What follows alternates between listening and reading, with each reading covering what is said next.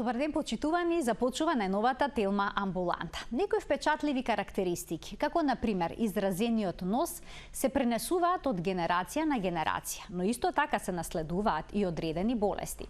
Што е тоа наследна болест, а што генетска предиспозиција за болест?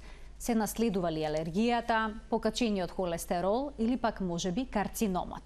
За сето ова подетално од разговорот со денешниот гостин, доктор Тодор Арсов, експерт за генетска дијагностика и советување од Институтот за имунологија и хумана генетика при Медицинскиот факултет во Скопје. Докторе, добре ни дојдовте во Телма амбуланта. Добро најдов, фала за поканата. Неодамна дојдовте во Македонија, долги години бевте ангажиран Универзитетот Колумбија во Њујорк и Австралискиот национален универзитет. Па како е да се биде дома?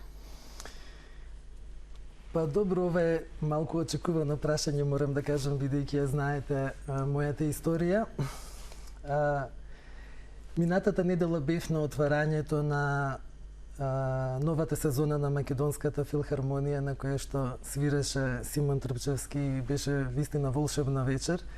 Пред настапот Симон се завртена кај публиката и рече: "Дома си е дома."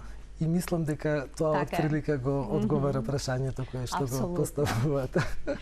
Денеска ќе имаме една интересна тема, ќе ни појасните многу аспекти во однос на генетските болести и наследување, но и наследувањето на одредени физички карактеристики. Често можеме да слушнеме како велат имаш исти очи како мајка ти или па карактерот е на татко ти.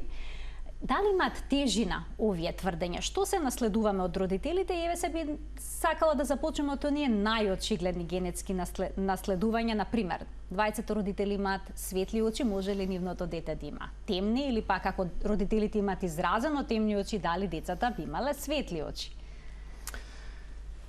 Ова мислам е многу убаво прашање како за почетно, бидејќи ни дава малку широчина да разјасниме некои работи.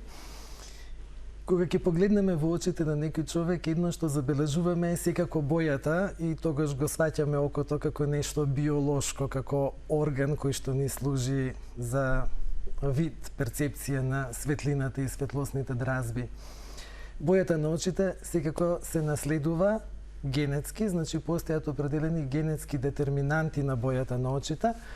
Во минатото, а и денес кога треба малку попросто да објасниме, замислуваме дека бојата на очите се наследува како моногенска, што значи како да има еден ген што ја определува бојата на очите. И во тој систем вистина постои некоја размисла дека родители со темни очи може да имаат деца со светли очи, обратното е малку помалку веројатно, но сега знаеме дека не е баш така, дека во определувањето на бојата на очите улога играат повеќе гени, иако што во основното важи, не е баш толку едноставно. Затоа што и бојата на очите веќе не е само темна и светла, не е само кафејава и сина, очите може да бидат темно кафејави, може да бидат лешник, може да бидат зелени, сини, а и ги знаеме оние неповторливи виолетови на Елизабет Тейлор. Така што има многу варијанти тука и малку е тешко да се одговори со да и не на тоа прашање.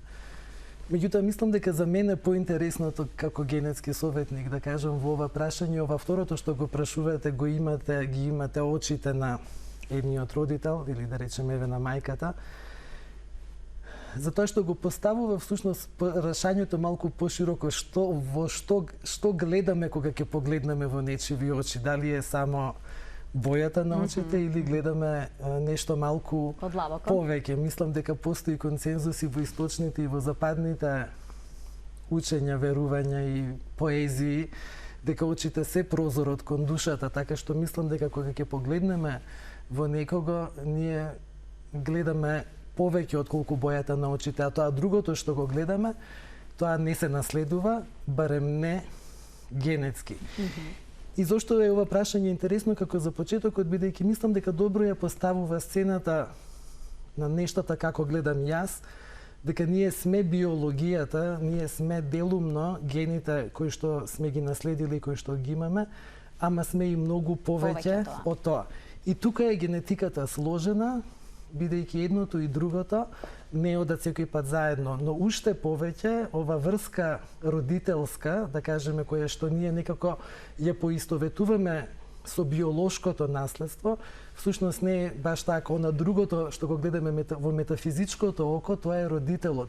Родителот како непреспиени ноќи, родителот како безусловна љубов дадена и така натаму, повеќе од гените, затоа што мислам дека по некој пат во очите на едно дете кое што не е биолошко дете на своите родители, исто така можеме да ги видиме очите на мајката или на таткото. И ова уште повеќе ни објаснува зошто е генетиката сложена и малку поразлична од другите медицински дисциплини, бидејќи не можеме да отвориме ни еден разговор, а да не се оддалечиме од самата индивидуа, да не поминеме во системите во кои што таа индивидуа припаѓа, например семејството или пошироко општеството. Докторе, сепак има многу текстови кои што генетиката ја симплифицираат и ве велат ушите се наследуваат конкретно од таткото, ножниот палец од мајката. Може ли да се гледа и на таков начин? Има ли одредени работи што се наследуваат само од одреден родител? Значи, ова што ме прашувате се така наречени сложени белези, да кажеме, во генетиката, овие антропометриски, да кажеме, карактеристики, височина, определени пропорции, па ако сакате пошироко, интелигенција, карактер и така натаму.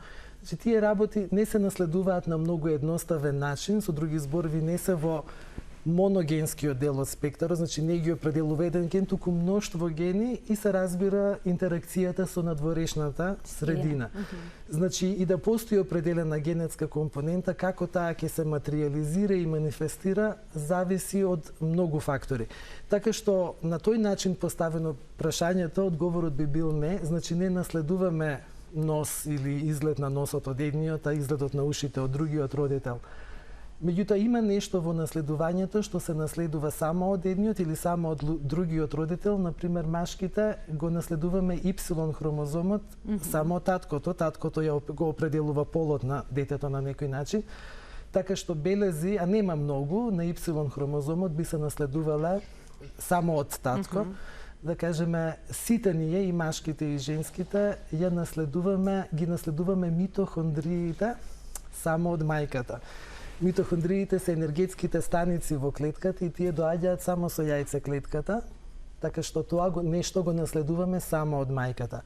Овие се невообичаени мали органи во клетката, бидејќи имаат сопствена ДНК. Во неа се забележани определени белези од нашиот енергетски метаболизам, да кажеме, меѓутоа исто така и определени болести може да се наследуваат на овој начин, па тоа се наследува, да речеме, само од мајка. Овие две нешта ние сме ги искористиле во историската генетика, ова што е сврзана со потеклото на народите, да кажем, или движењата на народите, или индивидуите, ако сакате ова сега што е популарно на интернет, ancestry.com или некои други кај што се испитува потеклото, бидејќи ги следиме овие белези на Y хромозомот, ја дава машката линија, а митохондријалните белези женската линија. И ние на Институтот за имунологија и хумана генетика имаме вакви студии во минатото сврзани со нашата популација, започнати од основачот на институтот професорот Мирко Спировски, во соработка со соработници од странство, каде што сме испитувале некои вакви работи. Доктор, ајде да поразговараме и за наследувањето на болестите. Дали и двајцата родители треба да бидат носители на одреден ген за болест, за да се наследи? Дали може само едниот родител да е носител на мутиран ген? Како тоа оди? Вака, Марија, ние сите во нашиот геном, а тоа е во јадрото на секоја клетка во нашето тело, имаме по околу 20.000 гени. А гените се како книги, секој ген е како една книга во која што е запишано како нешто се прави, како некоја рецепта, да кажеме, во кувар од прилика, со определени постапки, состојки и така натаму. 20.000 се распоредени во еве вака една полица како оваа позади нас, во која што има 23 реда. Тие 23 реда се 23-те хромозоми што ги имаме. Се разбира, се имаме во дупликат, бидејќи една од овие библиотеки од 20.000 гени локализирани на 23 хромозоми доаѓа со сперматозидот од кај таткото, а другите со јајцеклетката од мајката. Так. Точно. Сега, воколку зборуваме за така наречени доминантни болести, тогаш е доволно само од едната страна или од кај едниот или од кај другиот родител да се наследи некаква генетска промена за да се манифестира доминантната болест. Родителот во овие околности може да е или да ја има болест или да ја нема. Значи може да не знае дека е точно, носител. Бидејќи една од карактеристиките на доминантните болести, и сигурно ќе дојдеме низ примери кон ова прашање понатаму, имаат една карактеристика дека не се секој пат 100% пројавни, со други зборови манифестни, и тоа нешто стручно го викаме пенетрација. Колкава е пенетрантноста на болеста. Значи, ако е 80%, човек има 4 од 5 шанси дека ќе ја развие болеста во колку го наследи тоа нешто, ама има 20% шанса да не го развија, да го носи. Кај рецесивните болести би морало од двете страни да дојде по една генетска промена, што значи двајцата родители би биле носители, но здрави, бидејќи една копија кај рецесивните болести, една копија од генот која што функционира вообичаено е доволна за да работи генот како што треба, меѓутоа во една од 4 варијанти двајцата родители ќе предадат преку сперматозидот и јајцеклетката ген со генетската промена и во тој случај се манифестира болеста. Пројавноста кај рецесивните болести е многу повисока, околу 100%. Другото прашање е дали мора двајцата да носат нешто, и одговорот на тоа е не, не мора. Значи, ние знаеме дека еволуцијата не е процес што се случил еднаш и сега е застанат и ние понатаму не се менуваме. Еволуцијата продолжува и таа е запишана во машинеријата што го копира наследниот материјал. И се разбира дека помеѓу генерацијски се случуваат определени генетски промени. Например, ако го гледаме само екзомот, само делот од книгите кои што кажуваат нешто смислено што ние можеме да го разбереме во моментот, ние би виделе дека јас, например, имам 5 до 10 промени кои што ги нема ниту кај едниот, ниту кај другиот родител. Значи се случиле меѓугенерацијски или во еден сперматозоид или во една јајцеклетка, и тие се така наречени нови генетски промени или де ново. Ако ти е засегнат некој ген во критичен регион кој што би определил определена болест, можно е детето да има болест заради генетска промена која што не е наследена. И тука концептуално е важно, мислам дека е важно и за вашите гледачи да разберат, бидејќи ова прашање во кое што често се осврнуваме во генетското советување, дека генетски и наследно не е исто. Тоа беше следното мое прашање. Еве, докторе, за многу болести, за многу форми на болести и за конкретно за карциномот велат не е наследна болест, туку е генетски предиспонирана. Тоа сакавте да го појасните? Па да, мислам во Што значи тоа, еве? За повеќето нас е тоа нејасно. Така. Во принцип не звучи исто. Да звучи исто, и ние имаме често забуни, да кажам, особено во подрачјето на генетиката, бидејќи концептите се многу посложени отколку во другите делови на медицината. Информацијата е математичка, се изразува преку веројатност и ние малку тешко тоа, потешко го разбираме отколку знаете имате или немате покачен крвен притисок од прилика.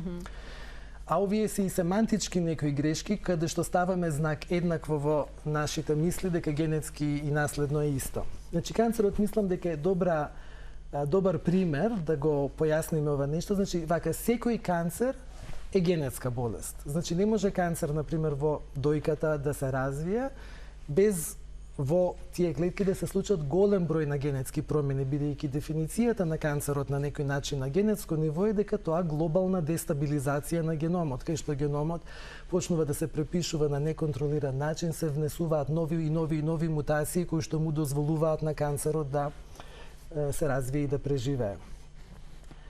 Меѓутоа, не е секој канцер наследен. Не е секој. Не е секој канцер наследен. Не е наследен, значи, добро. секој е генетски, но не е наследен. Значи, генетски, но не е наследен. Тоа е така. суштината. Значи, ако гледаме кај сигурно 19 од 20 случаи, например, на канцер на дојка, се што требало да се случи за да се развие канцерот, се случило во таа дојка, да кажеме, левата е почеста, во левата дојка, во тоа едно место, во тоа грудче, и тука се случило се што треба. Ако ние испитаме било каде на друго место во здравото во дојката, или во другата дојка или на било кое друго место во телото, То нема да биде горе-доле присутно. се си е во ред. Значи се што требало за да се случи тој канцер да се развие, се случило во самото ткиво. Така.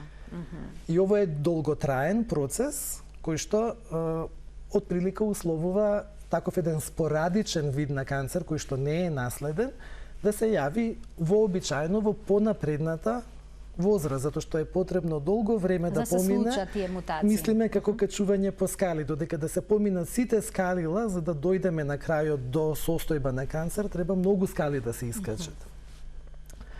Е сега, знаеме за определени критични гени, да кажеме, во онкологијата или во определени видови на канцер, каде што е можно нештото да се наследува во една од двете копии. Овие се така наречени наследни канцер синдроми или наследни канцер болести, каде што или од едниот или од другиот родител наследуваме генетска промена во една од двете копии од овие критично важни гени кои што отвораат вратата на канцерогенезата, да кажам. Значи, ако го испитаме ние човек кој што ќе наследи еден ваков ген со ваква генетска промена, тој ќе има во целото тело. Така.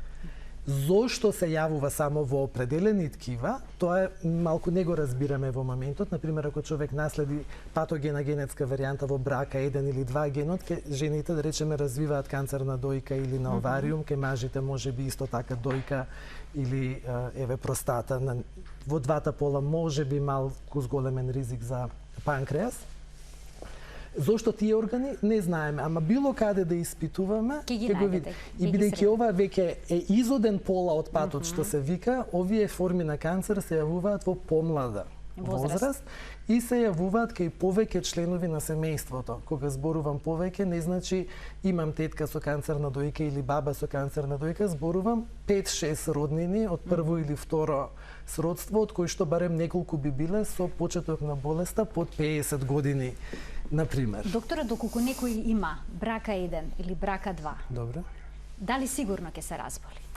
Ова е уште едно многу интересно прашање што ми го поставуваш, бидејќи ја уште еднаш на еден поинаков начин покажува комплексноста на генетската информација и како е таа многу поразлична отколку состојбата кај другите медицински дисциплини и зошто ние во генетиката сме развиле генетско советување кое што работи дополнително со пациентите за да можат да ја разберат комплексноста на оваа информација и да донесат информирани одлуки во поглед на тоа што ќе прават со таа информација понатаму. Е точно ова прашање. Значи, прво, не е секој ја жена или секој човек што ќе наследи брака или 1 или 2 мутација, дека ќе развие канцер на дојка, овариум или било каков друг канцер. Мислиме дека сега тие се по некој пат зависни точно и од која патогена варијанта, која буква во книгата е променета. И да мислиме дека можеби околу 60-70% од луѓето што ги носат овие генетски варијанти ќе развијат, да речеме, канцер на дојка, може би 2 од 10 ќе развијат канцер на овариум, но тоа е многу повеќе отколку во општата популација. Значи, жена што нема ваква генетска промена, ќе има 1 од 10 шанси. 1 од 10 жени случајни на улица во текот на животот ќе добијат канцер на дојка. Додека 6 до 8 од овие што имаат брака 1 или 2 генетска варијанта, би развила канцер на дојка. Значи, ризикот е многу. Што им советувате во таков случај доколку ги имаат овие мутации? Ве Анџелина Џоли ги отстрани ткивото од дојките, стави силикони, не знам дали имаше направено некои дополнителни зафати. Советувате такви радикални чекори за да се заштитат? И ова е многу убаво прашање, Марија, фала многу за ова можност вистина да отсликаме колку е сложена, да речем, работата во генетиката. Прво, само пред да одговорам нова, да се навратам на предходното, значи, едно е пројавноста, тоа што го рековме и предходно, пенетрацијата. Не секоја жена ќе добие канцер, или маж, да кажеме, кој што ќе наследи брака 1 или 2, ама не секоја ќе добие канцер на дојка, може да биде канцер на овариум, а може да биде канцер и на двете, може да е еден канцер во текот на животот, а може да се повтори и од другата страна. Така што тоа е другата комплексност во генетиката, различната манифестација. Истата генетска промена кај еден и кај друг човек, макар и во истото семејство, може да личи поинаку. околу ова што советуваме, значи постојат определени догматски, да кажам, препораки во клиничката медицина што во овој случај се опциите. Ние во генетското советување, всушност името е малку контраинтуитивно, да кажам, ние ништо не советуваме. Ние им кажуваме на луѓето кои се опциите, им ги кажуваме исходите, да кажем, или што во моментот знае науката околу применување на еден или на друг облик на справување со ризикот, така што луѓето оставаме автономно да ги донесат одлуките, затоа што ние никој пат не можеме да бидеме во кожата на другиот човек и да знаеме, му ги знаеме сите животни околности. Затоа што ние во здравствениот систем ја гледаме Марија, да речеме, со брака 1 или 2 мутација. Ама Марија е многу повеќе од тоа. Ова е само еден мал дел од питата бурек, да кажем, има уште сигурно 359 други степени кои што ја прават Марија и кои што ги влијаат незините одлуки на начин на кој што јас не можам ни да предпоставам, ни приближно. Така што ние разговараме со пациентите и им кажуваме кои се опциите, сигурно дека ова опција со Анџелина Жоли, да кажеме, по радикалниот пристап во кој што се отстрануваат дојките во оној развиен свет, да кажеме, Австралија исто така во пакетот доаѓа и реконструкција на двете дојки, се разбира и со зачувување на брадавицата, вклучително и сензитивноста на брадавицата, така што дел од жените, околу можеби 50% се одлучуваат за таков пристап, 50% се одлучуваат за поинтензивен скрининг, што ќе каже одат почесто на мамографија, наместо еднаш во 2 или во 3 години, ќе одат секоја година или може секоја втора година, например, да биде магнет, кој што е малку посензитивен, за да се фати канцерот порано и да имаме повеќе тераписки можности кога тој ќе се диагностицира, се разбира, не мора човек ништо да прави, може и да си живее, и тука е пак делот на генетското советување, бидејќи најчесто кога во семејството ќе се најде дека определен човек кој што има канцер, има определена генетска промена, тогаш другите членови на семејството, во зависност од тоа колку се далеку генетски од ова индивидуа, ќе имаат или еден од 2, или еден од 4, или еден од 8 шанси и тие да се носители. Може да се тестираат и да знаат. Ги има овие тестови кај нас? Да. Можно е да се направат. Мислам, кај нас знаете дека имаме многу добра диагностичка лабораторија, која што е вистина на светско рамниште во Македонската академија за науки и уметности, Центарот за генетско инженерство и биотехнологија, кој што сега го носи името на почитуваниот академик Ѓорѓе Ефремов. Во медицинскиот факултет исто така во неколку институции, вклучително и во оваа во која што работам, има можност за определени видови на тестирање, вклучително и канцер, да. Тука ќе пуштим еден блок реклами. Почитувани, останете на Телма, ќе дознаете и дали за холестеролот, кој што е покачен, може да ги обвиниме гените, а ќе зборуваме и за уште многу други болести. Останете на Телма.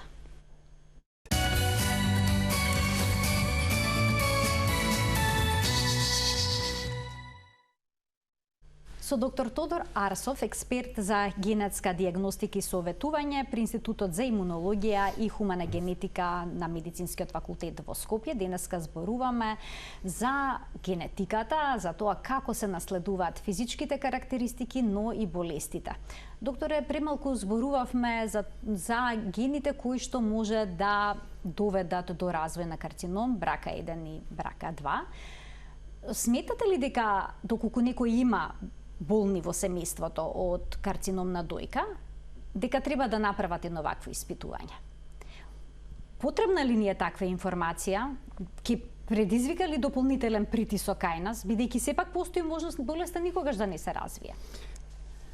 Предпоставуваме, прашувате во колку во семејството знаеме дека некој болен, постои женски роднина кој што има брака 1 или 2 веќе диагностициран сврзан канцер, така?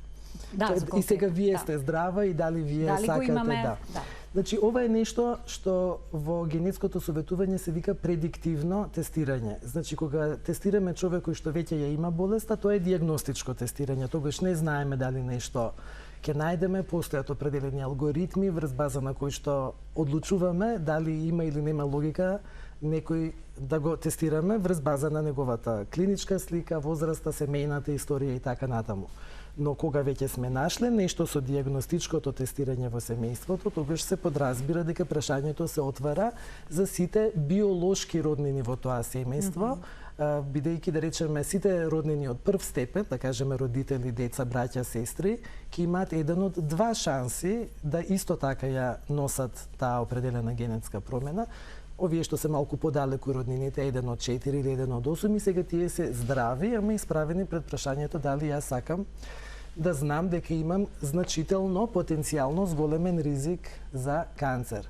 И ова е една од нештата кои што се работат во генетското советување, значи работиме со луѓето, по некој пат прашањето се одговара за 5 минути, по некој пат не може да се одговори и по 5 години, дали човекот сака или не сака да знае, бидејќи ние сме сите многу сложени, да кажам, во начинот на размислување, но едно од нештата со кое што јас често сум се сретнал во мојата пракса кога се разговара на оваа тема, е дека луѓето имаат тенденција да го сврзат ризикот за канцерот со исходот од тестирањето.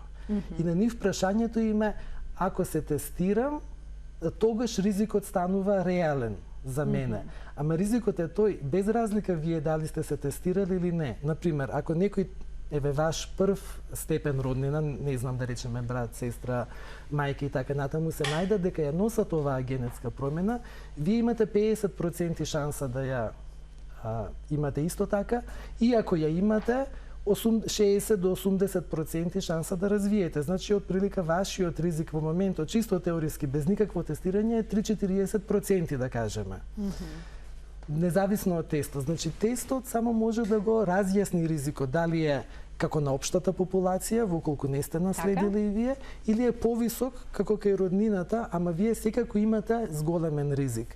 Знаете, ние по некој пат во семејства што се со проценет висок ризик за канцер, дури и каде што не можеме да најдеме генетска промена конкретна, советуваме или разговорот е како да е најдена генетска промена, бидејќи ако има доволно аргументи од возраст, од семејна историја и така клиничката слика, патохистолошкиот наод, тогаш не е важно дали ние сме ја нашле генетската промена или не, ние можеме врз база на педигрето да заклучиме и да дадеме совет. И повторно луѓето се соочени со ова прашање. За некои луѓе зависи малку и од психолошкиот профил. Ако знам дека нешто може да се направи, сакам да знам. Бидејќи ако, да речем, има можност со отстранување на дојките или овариумите, или, например, ако имаме можност со поинтензивно скринирање да се заштитиме, зашто не би, мислам, тоа е прашање на живот и смрт, на некој начин би сакал да знам. Други луѓе, ви кажувам, со малку покомплексно, да речем, размислуваат околу прашањето, земаат во обзир разни други околности, или го одлагаат за известно време, или никој пат не се тестираат. А доколку некој во семејството има, да речеме, рак на дебело црево и тоа се провлекува низ генерации, дали повторно е одговора некој ген? Освен брака 1 и брака 2, има ли други гени кои што се одговорни за оваа болест?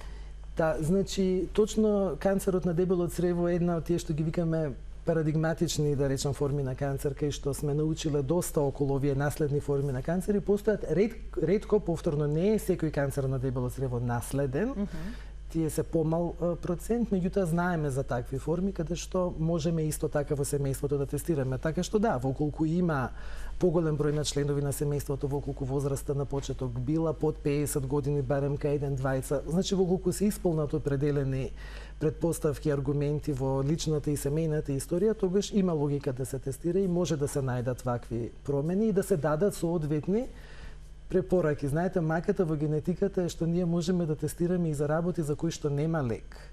Нема, например, невролошки некои болести. Знаете, кога ќе најдеме во некое семејство нешто што предизвикува невролошка болест која ниту може да се спречи, ниту може да се лекува, тогаш тоа е еден од најсложените проблеми во генетското советување, бидејќи човекот е исправен пред прашање дали јас сакам да знам. Сега сум може да дам, може би не 50% например. Ама ако се тестирам и го носам, тогаш е скоро сигурно, а нема никаков метод за спречување или лекување.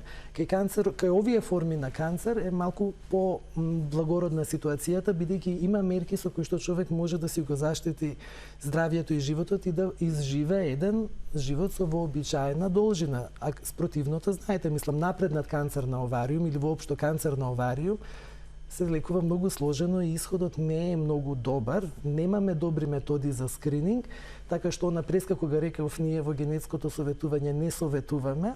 Има еден исклучок што сите овие советници во канцер го на некој начин почитуваат и малку ја поминуваме оваа линија на немешање, а тоа е овариумот кај брака 1 и 2, значи се препорачува малку потврдо да кажеме одстранување на овариумите тогаш кога е завршена репродукцијата, да кажеме, или ако се замрзнати јајцеклетки претходно и така натаму. А се знае ли што е тоа точно што ги откочува гените, што ги активира за да се јави болеста? Види, тоа е ова нешто што го рековме пенетрантност на болеста, колкава е пенетрантноста на болеста, која ќе речеме 60-70%, значи 6 или 7 од 10 од луѓе што ја имаат генетската промена ќе манифестираат. Зошто не знаеме? И не знаеме заради тоа што пенетрантноста сме ја сватиле како некоја, да речам, панацеја, како објаснување. А да, пенетрантноста е намалена. Меѓутоа, знаете, кога размислува некој концептуално во генетиката и, например, кога ги читате овие стандардни учебници, баш се изненадив од професорот Арно Мотулски, тој е еден од чатиите, како да кажам, на човечката генетика во Америка, основач на големата генетска направија во Сиетл. Почина минатата година или пред 2 години во јануари, случајно бев таму баш во тоа време и читав од неговата книга и кај што кажува за овие автозомно доминантни, пошто канцерот се наследува на таков начин, и кажува тие се карактеризираат со варијабилна експресија, ова што рековме, може кај некој едно, кај некој на друг начин, и редуцирана, намалена пенетрантност, значи не секој пат. Вика, ние овие сме ги сватиле како биолошки аргументи, а тие се всушност само мерка за нашето незнаење. Така што одговорот на вашето прашање е не знаеме. Но се разбира дека човек дали има наследна, да речам, наследен висок или умерен ризик за определен вид на канцер или не знае, сите ние треба да негуваме здрав живот, начин, кој што вклучува спортување, поможна секој ден, здрава исхрана, свежи производи и така натаму, избегнување на прекомерна храна, алкохол, цигари, мислам тоа особено во нашево Понтепије со цигарите, мислам дека е пандемија која што е многу поопасна и многу поубиствена од ова во која што живееме. За жал, мислам дека никој не ја рекламира во моментот на тој начин, па луѓево сме сега со друго преокупирани. Меѓутоа, да, мислам дека здравиот начин на живот има голема улога во на кој начин геномот се манифестира, затоа што ние ова што го правиме, кога секвенционираме, кога ги читаме книгите, ние ја разгледуваме анатомијата на геномот и тука отприлика нешто знаеме. Меѓутоа, физиологијата на геномот, како таа информација запишана во гените, станува или не станува определена реалност во манифестниот универзум, тоа не го разбираме. Но здравиот живот, да, секако дека помага геномот да се манифестира, да се експресира на еден поздрав начин. Што е со дијабетесот? Еве знаеме дека нездравиот начин на живот, односно животниот стил е поврзан со развојот на болеста, но има ли некои гени кои што исто така може да придонесат за оваа болест? Сега кога зборуваме за дијабетот, тоа е една голема пандорина кутија, да кажам, во овие разговори, бидејќи имаме неколку видови на дијабет, тип 1, тип 2, тип 1 е ова автоимуна болест, која што се јавува во раната детска возраст, и тоа е помал процент, можеби 10% од се што викаме шеќерна болест е тип 1. Тип 2 е оваа пандемија со која што се занимаваме. Се занимаваме со неа бидејќи до неодамна, во еволутивен смисол до неодамна, неколку стотини години, ние не сме имале ваков слободен пристап до храна и до калории. Значи се јадело еднаш на ден, ако не и еднаш на 2-3 дена, и ние сме замислени некако така. Сега ние јадеме по цел ден и всушност поголемиот дел од луѓето никој пат немаат пауза меѓу оброците за системот да се ресетира, и тоа е на некој начин движачот на тип 2 шеќерната болест. Таа е сврзана со животни навики и ние знаеме дека и од студии и од практични примери дека ако човек ги смени животните навики, ослабе 5-10 кг или не знам 10% од телесната тежина, дека и таблетките по некој пат се оставаат.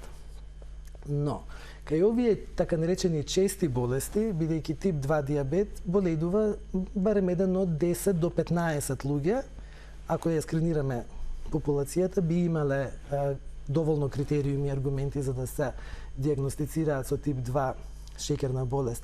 Но во таа шума, да кажам, на чест и генетски непредизвикан, да кажам, или на нејасен начин ако е предизвикан диабет, има и поретки форми на моногенски диабет. Значи, каде што диабетот е предизвикан од еден ген. Јаделе, не јаделе, спортувале, не спортувале, болеста ќе се манифестира и тој диабет сме го крстиле на времето диабет 1,5, 1,5. Не е 1, ама не е ни 2. Не е 2, бидејќи не треба човекот да е со прекумерна, да речем, или малку зголемена тежина и во напредната возраст 40 години и натаму, 50, значи може да е помлад, да кажеме 20 години, слаб, произведува инсулин, значи не е типот 1, нема антитела кон инсулин, значи не е тип 1, ама не е баш не тип 2 и така. И има семејна историја. Ова сега го викаме моди во најново време. Од англиски mature onset diabetes in the young. Значи, она што би требало кај возрастните се гледа, ама се гледа кај помлади. И веќе имаме 15 на гени кои што знаеме дека може да доведат до моди или моногенски форми на диабет. И овие се важни да се разграничат од шумата, да кажам, на чест тип 2 диабет, бидејќи се лекуваат на малку поинаков начин, односно постојат определени терапевски насоки како најдобро може да се лекува, и ние со колегите од клиниката за ендокринологија уствари баш и оваа недела имаме состанок, се обидуваме да воспоставиме малку клиничка патека кај нас, за да можеме да почнеме да ги разграничуваме овие форми. Тие се диагностицираат или се препознаваат врз база на определени клинички карактеристики и лабораториски тестови, но дефинитивната диагноза се заснова на генетскиот тест. А што е со холестеролот? Можеме ли гените да ги обвиниме за тоа? Доколку е покачен? Гранично покачен или повеќе покачен? Присутен е кај повеќе членови од семејството? Видете, Марија, значи кај диабетот, и кај шеќернат, и кај хиперпокачениот холестерол, и, например, друга слична болест би била покачениот притисок, да кажеме, тоа се честите болести. Тие имаат определени генетски детерминанти, но повеќе во полигенскиот дел на спектарот. Значи, многу гени доваѓаат заедно, и надворешната средина, и животните навики, и се манифестира диабет. Значи, тука ние се уште немаме клиничка можност за нешто да тестираме и да разјаснуваме која е улогата на таков некој полигенски, да кажам, на некаква полигенска ситуација и каква е врската со тие, да речем, почести болести. Меѓутоа, и во шумата на покачен холестерол можеме да најдеме од моногенските форми на покачен холестерол. Знаеме за неколку гени, можеби 3 доминантни, кои што пак воколку наследите, што и да јадете или да не јадете, па по некој пати какви лекови да зема човек или не, холестеролот ќе е малку зголемен. Но и овие се наследуваат исто на доминантен начин, значи најчесто од едната страна само треба да дојде, има исклучоци. Меѓутоа е многу интересно ова прашање со холестеролот, точно затоа што определени многу ретки семејства на планетава кои што има определени генетски промени или варијанти во еден ген кој што е PCSK9 се вика, доведе фактички во периодот помалку од една деценија до една револуција во лекувањето на холестеролот и хиперхолестерол, на покачениот холестерол. Мислам дека тие лекови се сега регистрирани и кај нас. Значи, ова мала група луѓе укажа на важен метаболен пат во патот на холестеролот низ телото, каде што всушност без разлика која е причината за зголемениот холестерол, ако го дадете овој лек, вие ќе го намалите холестеролот. И тоа е следната генерација на агенции кои што се користат за намалување на холестерол по обид со статини, да кажеме, или таму каде што статините недоволно намалуваат, или таму каде што статините даваат несакани ефекти, бидејќи знаеме дека повисоката доза од статините може да доведе до определени проблеми со мускулите. Значи, ова го кажувам затоа што, иако што овие состојби се ретки, вреди да се диагностицираат и вреди да се истражуваат во генетиката, бидејќи тие се екстремните форми на нашата биологија и светилници кои што ни покажуваат на кај каде може или треба да ги насочиме терапевските напори, за да изнајдеме лекови кои што ќе ги лекуваат не само нив, како определени ретки или ултраретки, да кажам, состојби на планетава, туку и останатата шума на почести форми на холестерол, покачен холестерол. Доктора, најдов информација дека исто така алкохолизмот се наследува и тоа во 50%. Што тоа значи? Дека треба да се живее боемски живот за да се активира овој ген или ќе се активира повторно од непознати причини? Добро, Марија, мислам ја уште еднаш да се заблагодарам вака на овие прашања интересни, затоа што мислам дека вистина даваат можност да добиеме малку повеќе увид за тоа како, да речеме, кога ќе станеме сите малку учени, доктор Гугл и така, може да не заведат, да кажам, да оформиме определено гледиште или да прифатиме определено верување. А тоа, да ви кажам, после многу тешко се променува и ние доста време по некој пат поминуваме со луѓето кои што доаѓаат со определени идеи кои што не се точни, длабоко, така, не се, а во суштината не се точни. Значи, во генетиката, значи вака да кажам, прво, ген за алкохолизам не постои, ниту можеме нешто конкретно да тестираме и да предвидиме или да знаеме. Но има нешто во генетиката што се нарекува наследливост, од англиски heritability, да кажам. И тоа се сите овие сложени појави, да кажеме, нашата височина, малку го почнавме тоа прашање на почетокот, височината, интелигенцијата, определени пропорции, определени навики или склоности, еве како алкохолизам и така натаму.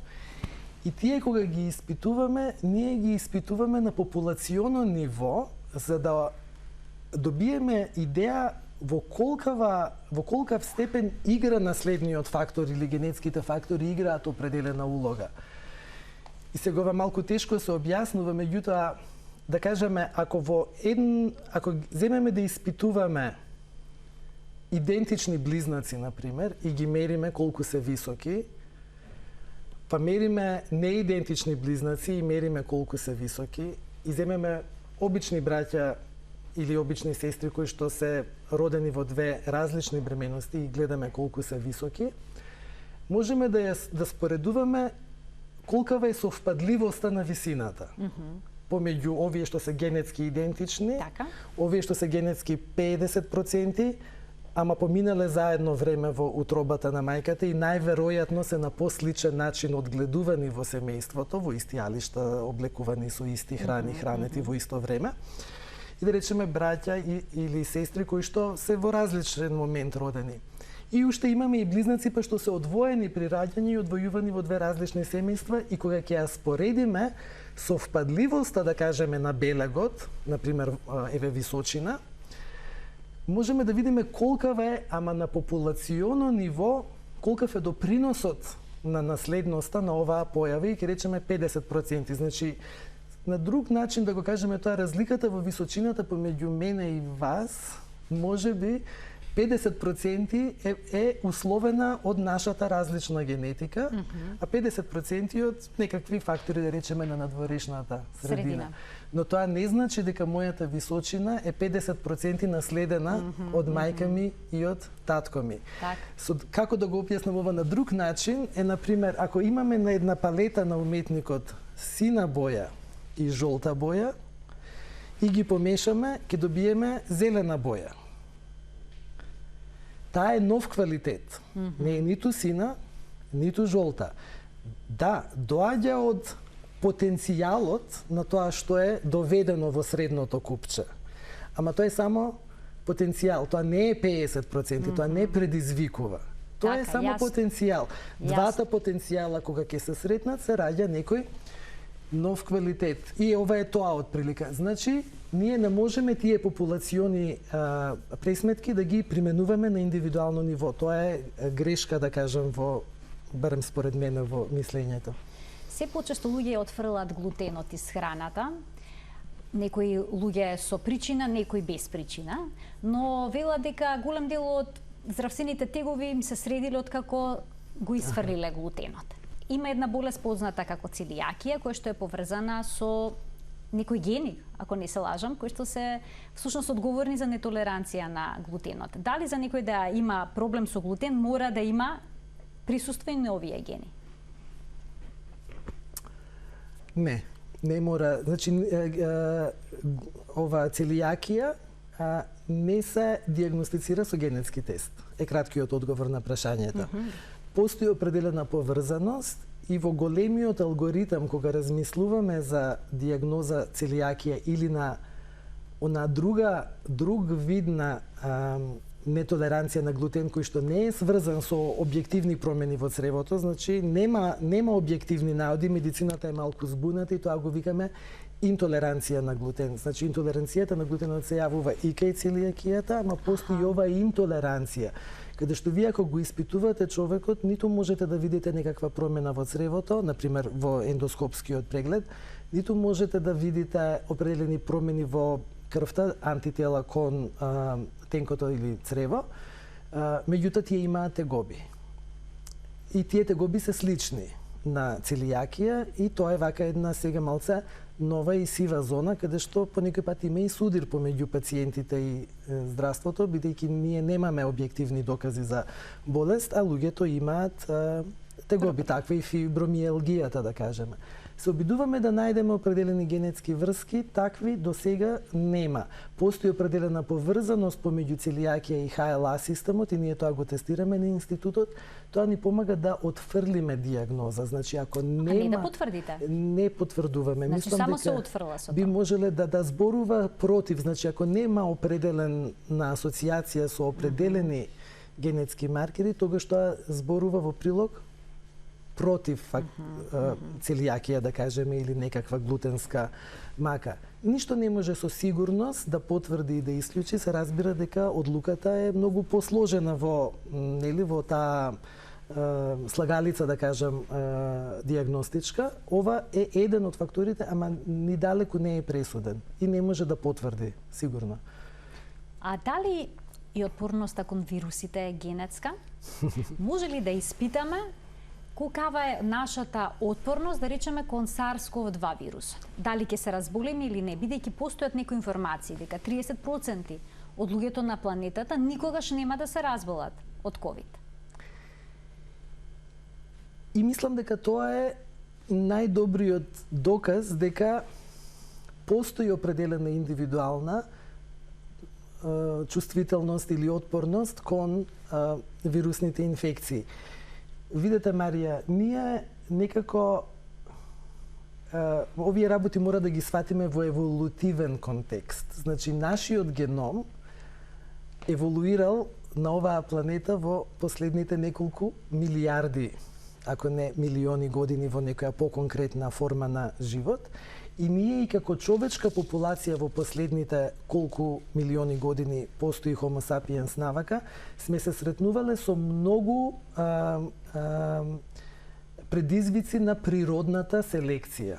Затоа што овие пандемии, епидемии што ги гледаме, тоа е работа на природната селекција. Природната селекција на човештвото му фрла определен предизвик и човештвото со предизвикот се справува, делумно користејќи го биолошкиот капацитет, нашиот геном, нашиот имун систем, делумно користејќи го нашиот интелект со овие нови методи, вакцини, лекови и така натаму.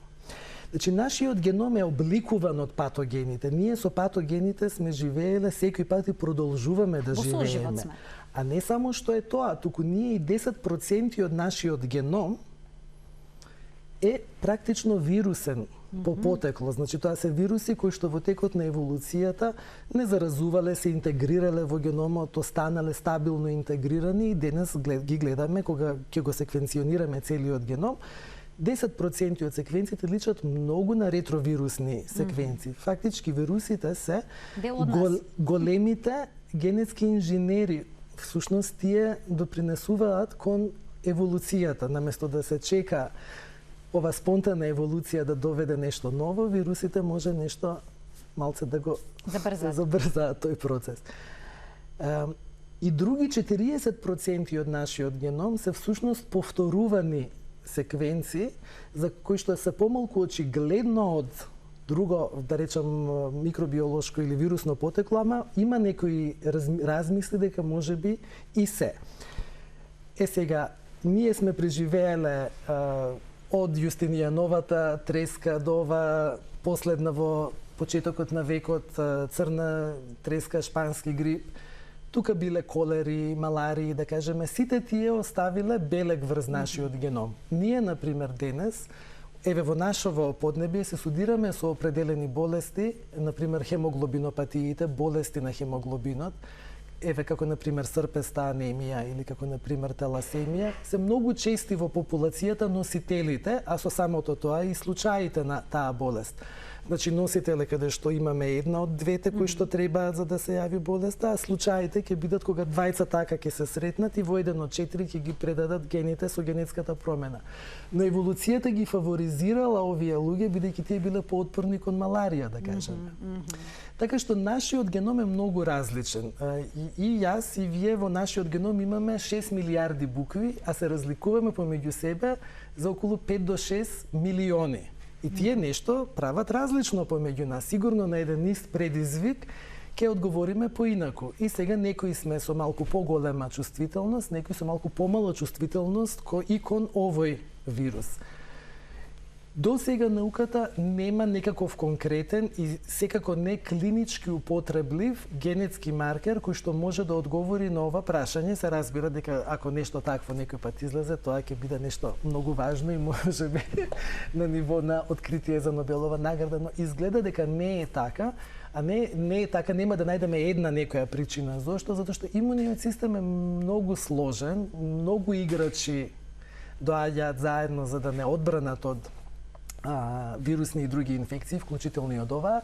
Знаеме за многу мал процент на луѓе во овие што ќе се разболат помлади, можеби ако има историја предходна на чести инфекции, значи и семејна историја за почести инфекции, каде што да кажеме сега за прв пат инфекцијата со SARS-CoV-2 или ковидот разоткрива дека во семејството има некаков имун дефицит. Значи после тоа се раритети пак во моногенскиот дел на спектарот, инаку немаме генетски тест со кој што можеме да го одговориме во моментот ова прашање. Токму затоа вие пред да дојдете во Телма амбуланта, ако не се лажам, половина час ја примивте третата доза. Да. Вакцина, се надевам дека со лесно ќе поминете, вака сега за сега изгледате одлично и сега сакам да најавам, бидејќи тука истекува денешната емисија, што ќе гледаме, докторе, следниот пат кога, односно за што ќе зборуваме следниот пат, тука ќе замолам видеото да го погледнеме. Докторе, вие вежбате јога. Да. Вие сте застапник дека холистички пристап е потребен кон пациентот кога станува збор за лекување. Ве тука сте во Венеција. Да. Да. Колку време вежбате? Вежбам едно 10 години. Мислам дека во последниве две, сум вака 3, со по-утврдена пракса, да кажам, во не само ова што го гледаме е праксата на асаните или физичката пракса, туку и другите 7 краци од 8 кракиот или аштанга систем во јогата. Инаку од последниве години сум и учител по јога, така тука и во Скопје имам група со која што работам и така. И да, мислам дека е важно човек да може да ги погледне работите од сите страни, 360 степени. Апсолутно. Ке проговориме повеќе за јогата и за здравиот дух и здраво тело во некој од следните издања на Телма амбуланта. Се надевам дека ќе бидете повторно наш гостин. Беше вистинско задоволство да се разговара со вас и што на еден ваков убав начин ја објаснивте на вистина голем број од аспектите поврзани со генетиката. Ова е сложено, но вие се го симплифициравте. Ви благодарам. Благодарам уште еднаш, Марија, за поканата и кога има потреба, тука сме, ќе објаснуваме понатаму. Почитувани, ова беше се во денешната Телма амбуланта. Доктор Тодор Арсов, експерт по генетска диагностика и советување, беше нашиот денешен гостин. Се гледаме секој работен ден во Телма амбуланта во 12:45, кога заедно учиме за нашето здравје. До гледање.